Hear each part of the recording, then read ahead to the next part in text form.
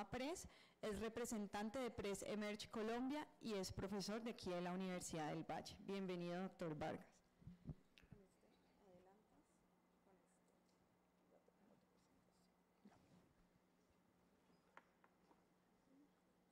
Buenos días, muchas gracias a los residentes por siempre ponerle como todo ese empuje y sacar las cosas adelante, y como están saliendo hasta ahora, los felicito. Espero que hayan tomado nota de los distractores de las pruebas toxicológicas, que son los datos muy importantes. Bueno, les voy a hablar de artritis y fiebre y el reuma para cuándo. Esta conferencia es una conferencia muy práctica y son cosas que uno necesita cuando está en el escenario de urgencias principalmente, o cuando se enfrenta a un paciente con artritis y con fiebre. Entonces, la fiebre más artritis, la urgencia siempre va a ser la urgencia, y la urgencia siempre va a ser la artritis séptica. O sea que lo primero que ustedes van a pensar cuando tienen un paciente, cuando tiene artritis y fiebre en el escenario de urgencias, o en el escenario diferente, en cualquier otro sitio, va a ser la artritis séptica. Y para eso, pues ustedes tienen que aprender a leer radiografías y empezar a encontrar, y siempre comparar un lado con el otro, y empezar a encontrar defectos que incluso comprometen hueso. Y si le hacemos una resonancia al paciente, pues ahí vemos resaltado en esta imagen de T2 cómo se ve una lesión hiperintensa en la parte ósea, y vemos cómo se acumula líquido en el espacio articular. Y si ustedes lo comparan con la otra cadera, pues obviamente van a encontrar francas diferencias. Entonces, lo primero que tienen que tener en cuenta es que fiebre más artritis, la urgencia va a ser siempre la artritis séptica. Aquí tenemos otra imagen de otra urgencia que no es la artritis séptica, pero sí es una piomiositis. Entonces, si ustedes comparan este muslo con el otro, pues van a encontrar la diferencia en esta imagen T2 coronal de una lesión hiperintensa, y si el paciente tiene fiebre, tiene reactantes de fascia aguda elevados, lo primero que vamos a pensar es en una piomiositis, una colección de pus aquí. Si vemos el líquido que hay en esta cadera comparado a la otra, pues realza un poquito, o sea que hay muy poquito líquido, o sea que la artritis no es predominante, sino una piomiositis. Las piomiositis incluso pueden aparecer en los pacientes cuando les aplican dipirona en los centros de salud o en las farmacias y esto, y no hay una técnica séptica buena, entonces a los pacientes les meten un poquito unas bacterias, les meten en el músculo, y después llegan con una piomiositis marcada, como han llegado aquí al hospital universitario. Entonces, ustedes se tienen que saber eso, y eso es de infectología. Entonces, un niño que cojea, un niño que tiene un limitado en rango de movimiento, con fiebre, malestar, o sea que un niño que tiene artritis, pedimos los reactantes de fascia aguda, la ecografía es supremamente valiosa, y los radiólogos ojalá tuvieran un entrenamiento en ecografía musculoesquelética, porque la ecografía es una herramienta valiosísima cuando estamos en el escenario de urgencias, porque nos ayuda a identificar si hay líquido o si no hay líquido, y si hay líquido, tener la oportunidad de hacer una punción articular de una vez y obtener un líquido para obtener el cultivo del citoquímico. Nunca olvidarse que tienen que tener citoquímico y cultivo y pruebas adicionales de todo paciente con monoartritis. Toda monoartritis hay que puncionarla y hay que sacarle el líquido y mirar qué es lo que tiene en esa articulación afectada. Si es de cadera, una artrocentesis guiada por ecografía, eso nunca se hace a ciegas, pues uno no debe entrar a ciegas a una articulación profunda, eso es pues parte del entrenamiento que deben de tener integralmente las personas que hacen esas punciones articulares.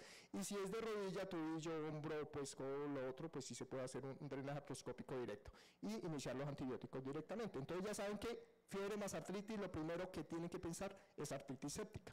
Pero además de la artritis séptica hay otras cositas que tenemos que tener en cuenta. Y esas otras cositas sí tienen que ver con la parte de reumatología. Entonces, dentro de reumatología tenemos artritis reactivas, tenemos enfermedades autoinflamatorias, tenemos artritis idiopáticas juveniles en debut, como la IJ sistémica, tenemos sinovitis transitorias, vasculitis, pueden tener artritis, la artritis postestreptocóxica, que es supremamente importante y es relativamente frecuente, las malignidades y la fiebre reumática como tal. Entonces, si tenemos fiebre, uno lo puede catalogar como que no tiene una fiebre moderada o tiene una fiebre alta. Miren las de la fiebre alta, artritis séptica, ¿sí? Y las enfermedades autoinflamatorias. Las enfermedades autoinflamatorias son enfermedades huérfanas, son de poca prevalencia, pero cuando las encontramos el paciente se va para la casa después de un episodio de artritis y él regresa a las pocas semanas o meses otra vez con un cuadro similar, o sea que se comporta de forma recurrente, de forma periódica, o sea que probablemente en el primer episodio no vamos a encontrar la causa de esta enfermedad autoinflamatoria, sino que la encontramos en el tiempo cuando el paciente consulta, se cura, hace crisis, se cura, hace crisis y se cura. Si miramos los de moderada fiebre, aquí está la fiebre reumática aguda, la osteomielitis, otra de las enfermedades autoinflamatorias, otras enfermedades autoinmunes, como lupus, como esclerosis sistémica, como dermatomiositis juvenil, como las vasculitis, y las leucemias y la IJ sistémica. Y aquí, cuando no tiene fiebre, entonces miren que una artritis idiopática juvenil clásica de una articulación comprometida, ese paciente no tiene fiebre, que son los niños que tienen AIJ y son los más frecuentes en nuestro medio, en Europa y en Estados Unidos. El niño que consulta con una rodilla inflamada. Esos niños de AIJ no tienen fiebre generalmente. El trauma, las lesiones biomecánicas, las enfermedades metastásicas, a veces debutan y no hacen fiebre, las condrodisplasias y otras enfermedades autoinmunes. Sencillo, aquí está. Este niño tiene 6 años de edad y tiene un dolor en la cadera, no quiere caminar, pero él se para. ¿Sí? Entonces él dice, no, yo no quiero caminar, me duele, pero es capaz de soportar apoyo sobre esa articulación y lleva una semana enfermo. ¿Sí? Entonces la primera posibilidad siempre va a ser, opciones, ¿una artritis séptica? No. ¿Una leucemia? No. Entonces la primera posibilidad es una que resolvemos con los criterios de Kocher. O sea, una sinovitis transitoria de cadera. Va a ser súper frecuente. En el servicio de urgencias van a encontrar sinovitis transitoria con frecuencia. En la consulta externa vemos pacientes con sinovitis transitoria. Cada vez en la consulta externa vemos más pacientes con enfermedades que son agudas o subagudas por todo lo que tiene que ver con los sistemas de salud y como hay un agotamiento del servicio de urgencias, las consultas particulares se van llenando de algunos pacientes con algunas patologías agudas o subagudas. Entonces están los criterios de Kocher. Estos criterios desde 1999 le sirven a uno para algo. ¿Para qué? Para decir, uy, este paciente puede ser una artritis séptica, no una sinovitis transitoria. ¿Listo? Entonces, si usted tiene fiebre mayor de 38,5, no quiere apoyar esa extremidad que está comprometida, tiene leucocitosis, una velocidad de sedimentación que está duplicada, más de 40, una PCR más de 2 miligramos por decilitro, ese paciente, si tiene eso, lo más probable es que sea una artritis séptica. 99% de sensibilidad y especificidad para que usted confíe en que ese paciente que tiene artritis y tiene esto, es una artritis séptica. Si no lo tiene, es poco probable, es muy poco probable, menos del 2% va a ser una artritis séptica. El estudio original fue hecho con velocidad de sedimentación que está duplicada, pero luego se hace una revisión y se adiciona PCR, y la PCR mayor de 2 miligramos por decilitro le da muy buena sensibilidad para estos criterios de Kocher. O sea que si usted está en urgencias, tiene un niño que cojea, le duele la cadera, y le aplica esto, y si los tiene, ese paciente de una artritis séptica, llame a ortopedia, hagan un drenaje guiado por eco de la cadera y ya tiene el diagnóstico y inician tratamiento antibiótico. Vamos a ver, más o menos, a ver cómo nos comportamos en complejidad. Entonces, este niño tiene dolor e inflamación, miren, tobillos, una rodilla, una cadera. Tiene dactilitis en el segundo dedo del pie derecho, no quiere caminar, este sí no quiere caminar, y tiene 3 días enfermo, o sea que este sí es agudo.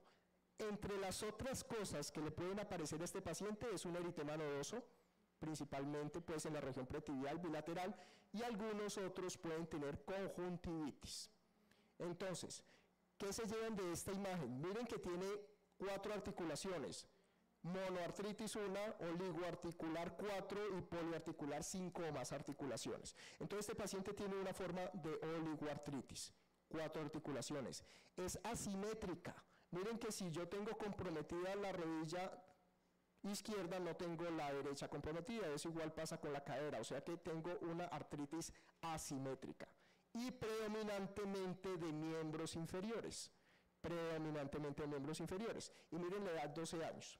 Entonces, posibilidades diagnósticas, usted está en urgencias, tiene fiebre, tiene una oligoartritis y el niño no quiere caminar. Entonces, ¿una artritis séptica? No. ¿La sinovitis transitoria de la cadera? No. Entonces es.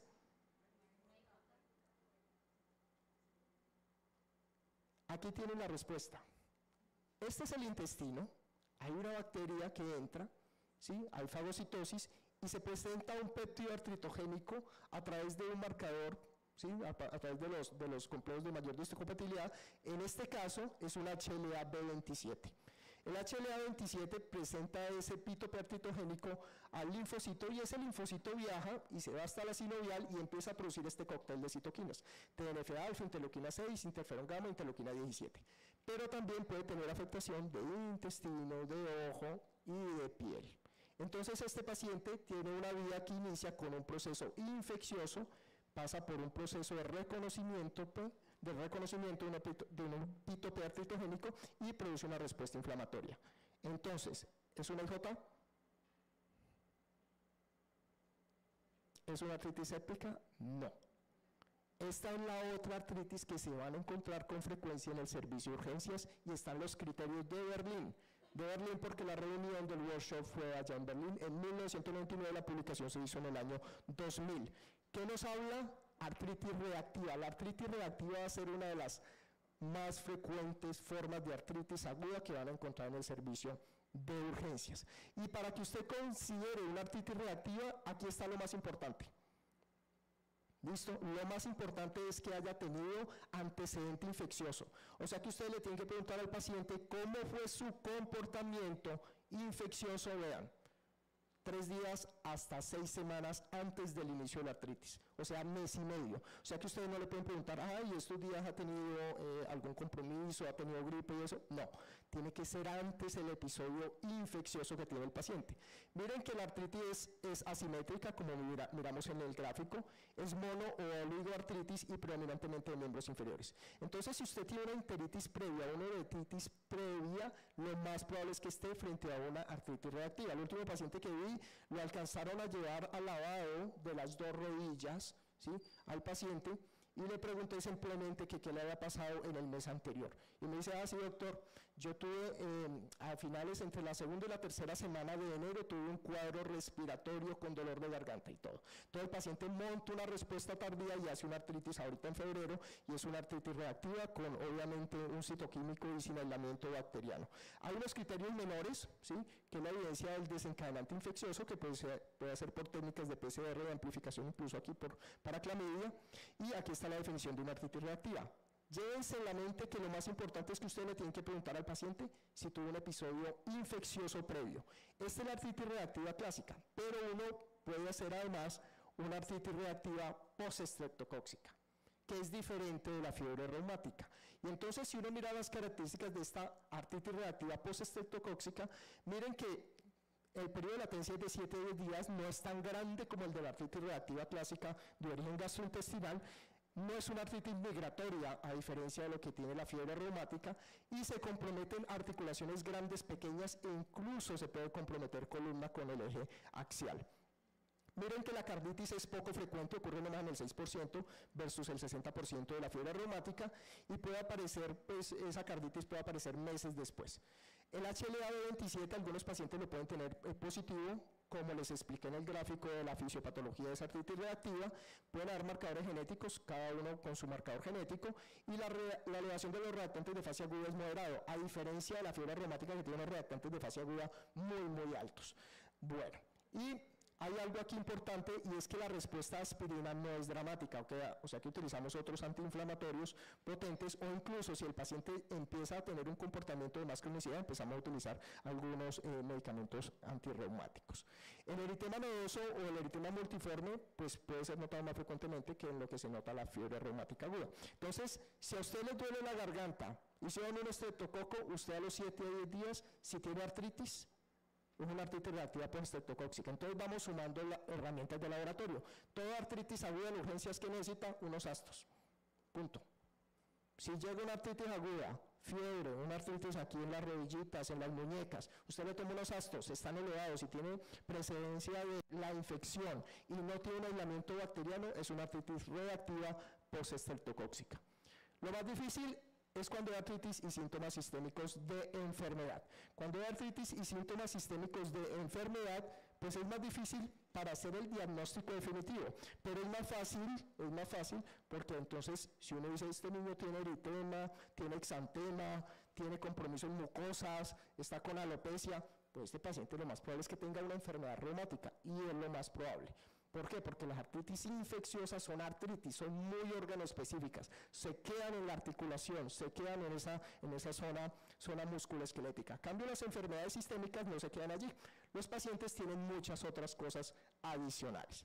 Entonces, si un niño le presenta con hallazgos sistémicos, pues están las enfermedades del tejido conectivo, o sea, todo lo que vemos nosotros en reumatología. Pero ojo con este grupo. El grupo de neoplasias y malignidades es supremamente importante. Cuando el niño llega a urgencias con fiebre, síntomas sistémicos, constitucionales, ese niño, especialmente si tiene compromiso de cadera o hombro, ese niño es una malignidad o un tumor hasta que no se demuestra lo contrario. O sea que hay pacientes que hay que tener mucho cuidado con ellos, especialmente si son varones. Tenemos las infecciones, tenemos la enfermedad inflamatoria intestinal, entonces hay que preguntar bien cómo es el hábito intestinal, si ha tenido diarrea, con sangre, pérdida de peso. Las enfermedades autoinflamatorias, miren el grupo tan grande. Las enfermedades autoinflamatorias son un grupo de enfermedades que cada vez se identifican con más frecuencia y es un grupo creciente porque tiene intervención terapéutica a través de anticuerpos monoclonales. Entonces han ganado mucha visibilidad en los últimos años y cada vez las vemos con mayor identificación y mayor capacidad pues, de darles tratamiento. Entonces, la artritis juvenil es la enfermedad reumática más frecuente en la edad pediátrica y la artritis séptica es el proceso infeccioso más frecuente en músculos esqueléticos desde el punto de vista de infectología. Entonces hay unas diferencias. Las diferencias son, principalmente, si usted tiene un paciente que tiene compromiso de rodilla, ¿sí? Lo más probable es que sea una IJ. Obviamente, acuérdense de los criterios de Kosher y la otra clínica que tiene una artritis séptica. Pero si ustedes tienen un paciente, especialmente femenino, con compromiso de una rodilla, lo más probable es que ese paciente vaya a terminar siendo una AIJ. Y aquí miramos los otros, ¿sí? Miren la PCR, el fibrinógeno, que está a favor de una artritis séptica. La artritis séptica obviamente le da más PCR, le da más fibrinógeno porque es un reactante de fase aguda. O sea que nosotros cuando miramos al paciente y lo miramos desde el punto de vista de artritis séptica o lo miramos desde el punto de vista reumatológico porque nos pidieron el favor de verlo, pero ese paciente tiene una PCR alta, decimos PCR alta, reactantes de fase aguda tan elevados, ese paciente hay que descartarle un proceso infeccioso hasta que no se demuestre lo contrario. Miren la procalcitonina en este trabajo, no sirvió para nada, ¿sí? La diferencia, no hubo diferencias significativamente estadísticas. La leucocitosis sí está a favor de artritis séptica, pero cuando miramos los neutrófilos no hay ninguna diferencia. Por eso en los criterios de Kosher aparece leucocitosis mayor de 12.000, pero no hace referencia a la neutrofilia. Eso mismo pasa con esto. Por eso es tan clave tomar un citoquímico líquido sinovial. Si uno no toma un citoquímico líquido sinovial después de llevar a punción o lavado al paciente, pues perdimos el año. ¿Por qué? Porque con el citoquímico nos ganamos mucho. Sabemos diferenciar si el paciente si tenía una artritis inflamatoria o si tenía una artritis séptica. ¿Es malignidad? Todo varón que debuta con compromiso de cadera o hombro, está febril, síntomas constitucionales, es una malignidad hasta que no se demuestra lo contrario. O sea que hay que llamar también al hematoncólogo. La graduación, entonces con esto ustedes se gradúan. La artritis, es la segunda forma más frecuente de compromiso esquelético por Listo. Aquí les doy las pistas.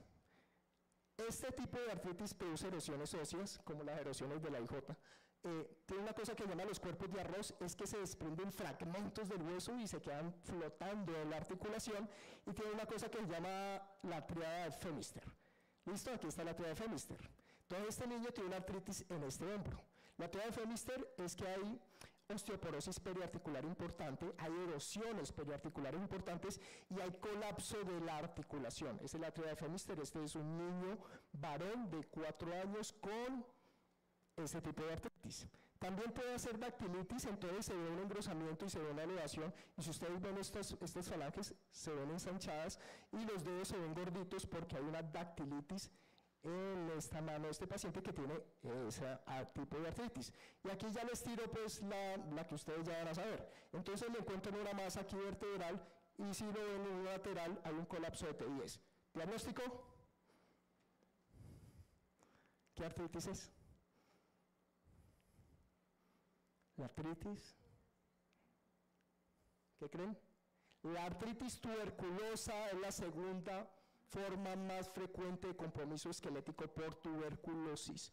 Entonces, cada vez que vemos un paciente con artritis, tenemos que estar seguros que lo que hay allí metido en esa articulación no es tuberculosis. Porque si le damos esteroides intraarticulares, esteroides sistémicos, y metotrexato, un bloqueo de interleuquina o bloqueo de TNF, pues al pobre paciente no lo vamos a tirar y esa tríada de le va a aparecer por muchas más articulaciones. Así que espero que hayan aprendido las cosas que uno necesita aprenderse y tener una visión amplia de lo que uno necesita tener cuando está enfrentado a un paciente con artritis y fiebre en el servicio de urgencias. ¿Qué se llevan? Infecciones, malignidades y las causas reumatológicas. Si la fiebre tiene manifestaciones sistémicas, ojo, desde el inicio avisa reumatología porque puede ser una enfermedad reumática en debut. Si no se aísla ningún germen, llame reumatología. Todos los procesos estériles tienen una causa reumatológica generalmente, todo proceso estéril. Y las inflamaciones, aquí están estériles, pueden ser más frecuentes de lo que ustedes creen. Así que busquen infecciones y si no hay infecciones, llamen a oncología y a reumatología. Gracias. Muchas gracias, doctor Vargas, por